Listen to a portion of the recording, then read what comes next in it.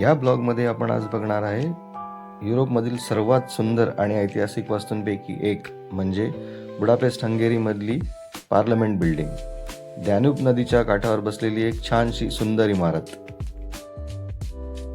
आता मी चाललोय Hungarian parliament बघायला. सेम आपलं बस स्टॉप आणि मेट्रो स्टेशन हे सगळं चेंज करत करत मी या स्टॉपवरती आलेलो आहे. इथून 3 मिनिटाचा वॉकिंग डिस्टन्स दाखवतोय. आज वातावरण ॲक्च्युली खूप खराब आहे. पूर्णपणे ढगाळ वातावरण झालेलं आहे आणि थोडा थोडा पाऊस पण पडतोय. पण बघूया आता हे इथून पुढे कसा प्रवास येतोय ते. Let's try it. इथे बघण्यासारखं ॲक्च्युली त्यांच्या जुन्या काळातल्या राजांच्या मूर्त्या वगैरे बनवलेल्या, त्यांनी स्टॅच्यू बनवले आहेत. ही एक पार्लमेंटची बिल्डिंग आहे. आतमध्ये जाण्यासाठी काहीतरी तिकीट पण आहे, पण आतमध्ये मी जाणार नाही आहे. छानसं कबूतर, कदाचित त्या काळात पण इकडे पण कबूतर वापरत असतील संदेश पाठवण्यासाठी.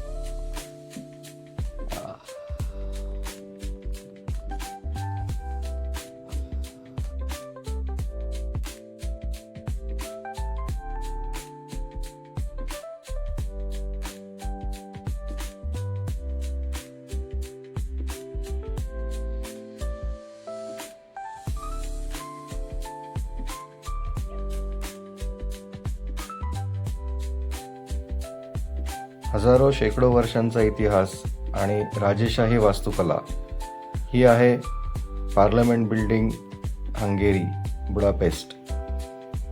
हंगेरीची एक ओळख.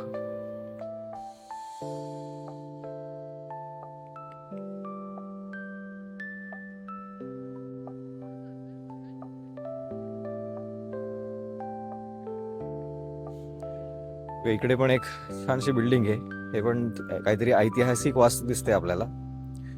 त्याच्यावर काहीतरी लिहिलेलं आहे, रिजनल एम्पायर. म्हणजे कुठल्या तरी राजाचं रिजनल एम्पायर असेल ते, किंवा राजाची हवेली असेल. खूप छान मेंटेन ठेवलेलं आहे आणि बघण्यासारखं पण आहे.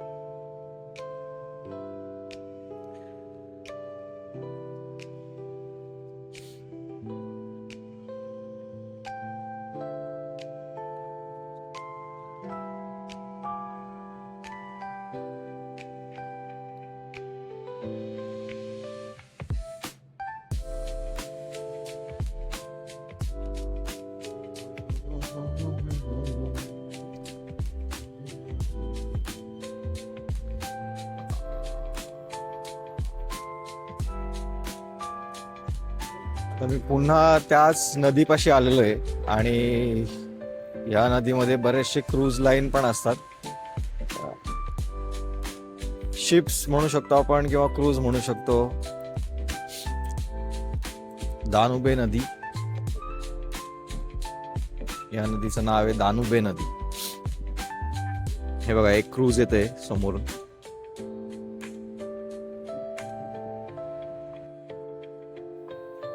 आपल्याकडे पण जर अशीच नदी मेंटेन झाली, स्वच्छ राहिली तर खूप छान वाटेल, कारण आपल्याकडे खूप साऱ्या नद्या आहेत.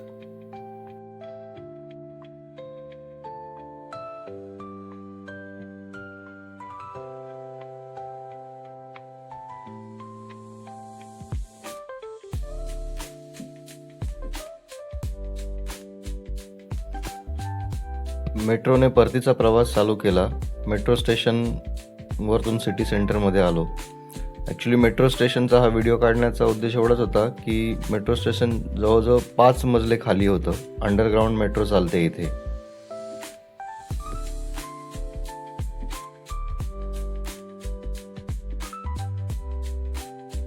मी आता M2 मेट्रो स्टेशन मधून बाहेर निघालोय आणि आता मी इथं बसची वाट पाहणार आहे.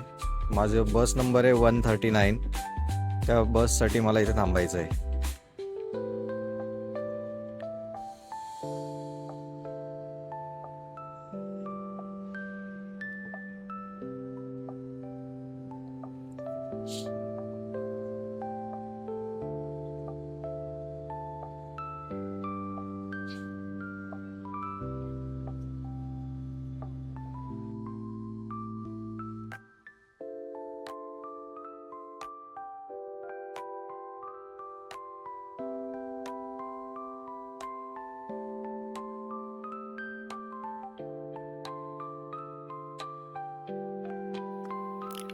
फिरता फिरता दुपारचा 1 वाजला होता आणि आता खूप भूक लागली होती.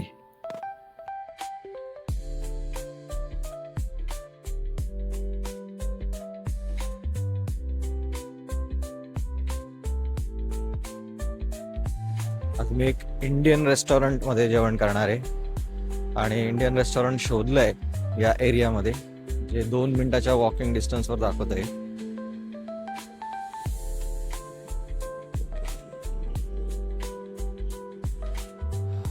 आता फक्त 1 मिनिट दाखवतोय.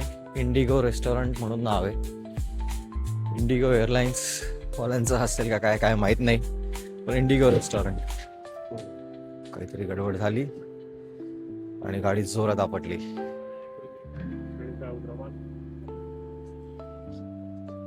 इथेच कुठेतरी असायला पाहिजे इंडिगो रेस्टॉरंट.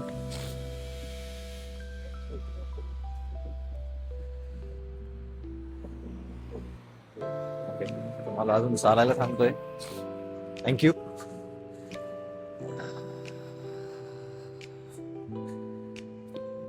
गुगल मॅप अजून पुढे जायला सांगतोय.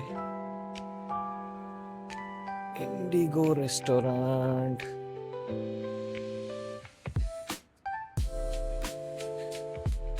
हा, इकडून पुढे इंडिगो रेस्टॉरंट.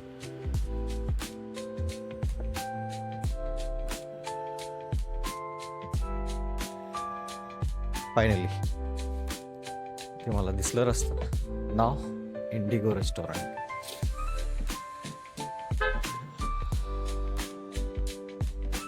सो फायनली मी इथं आलोय आणि इंडियन मेनू सर्च करतोय. पूर्णपणे व्हेजिटेरियन मेनू. पालक पनीर, पनीर मक्खनवाला, पनीर टिक्का मसाला.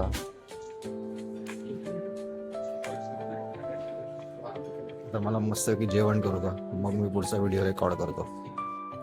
पनीर टिक्का मसाला आणि तंदुरी नान वरती मस्त ताव मारला आणि जेवण करून मी परतीचा प्रवास करायला निघालो.